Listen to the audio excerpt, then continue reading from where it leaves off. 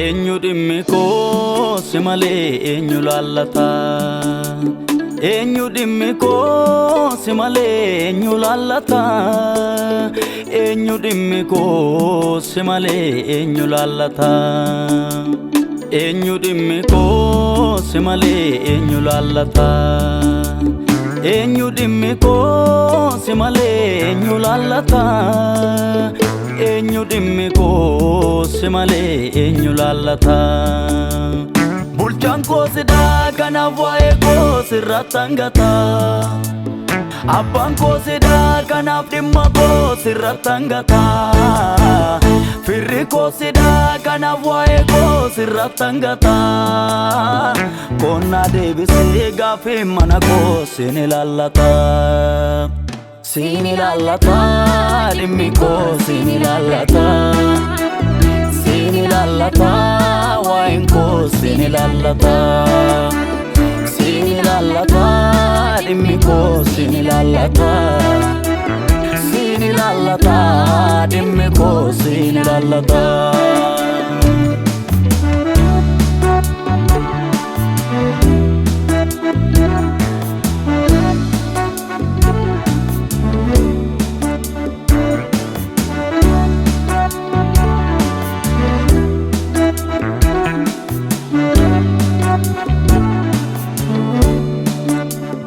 Isanan jette anaaf yaadadhu aadaa ganamaa. Isanaaf galte anaaf yaadadhu kakuu ganamaa. Na biraa bee galmaan nan geenye tumsa arganamaa. Isanan jette anaaf yaadadhu aadaa ganamaa.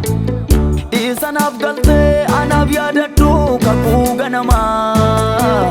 Na biraa bee galmaan nan geenye tumsa arganamaa. Siin ilaallata dhimmi koo siin ilaallata. Siin ilaallata waa'een koo siin ilaallata. Siin ilaallata dhimmi koo siin ilaallata. Siin ilaallata dhimmi koo siin ilaallata.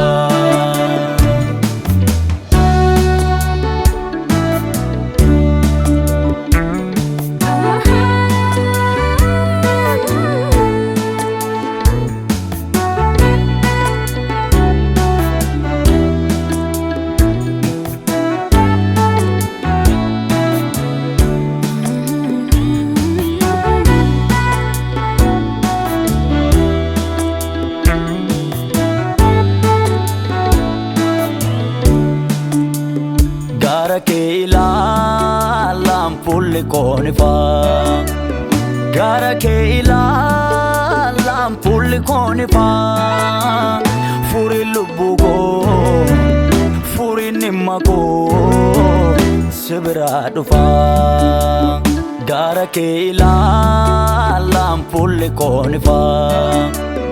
Gara kee ilaalaan fuulli koo ni faa. Furi lubbuu koo, furi dhimma koo si biraa dhufaa. Yoo si malee jireenyi attamiin toora naa gala. Yoo si malee jireenyi attamiin toora naa gala. Galma koo isa waaqarraa ijji kan koo si dhalaala. Yoo si malee jireenyi akkamiin toora naa gala. Yoo si malee jireenyi akkamiin toora naa gala. Galma koo isa waaqarraa ijji kan koo si dhalaala. Galma koo isa waaqarraa ijji kan koo si dhalaala. Galma koo isa waaqarraa ijji kan koo si dhalaala. Galma koo isa waaqarraa ijji kan koo si dhalaala. Galma koo isa waaqarraa ijji kan koo si dhalaala.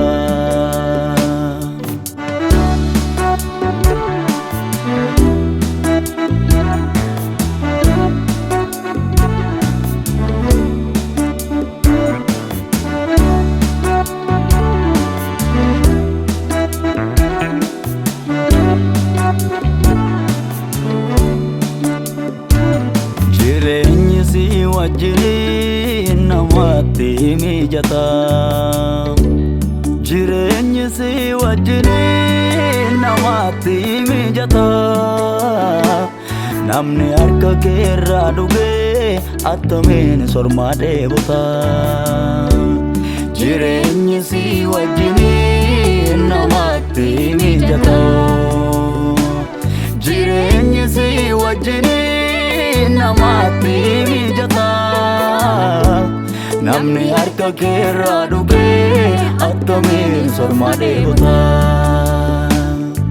mijeessa dhimma kootu sidha mijeessa dhimma koo mijeessa dhimma kootu sidha mijeessa dhimma koo mijeessa dhimma kootu sidha mijeessa dhimma koo mijeessa dhimma kootu sidha midhaaksa jiru koo